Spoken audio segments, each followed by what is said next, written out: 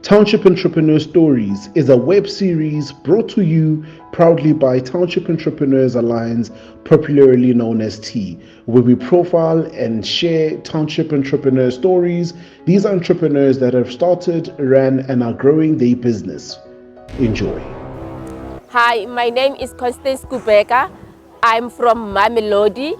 I'm a founder and CEO of MUNTUZA.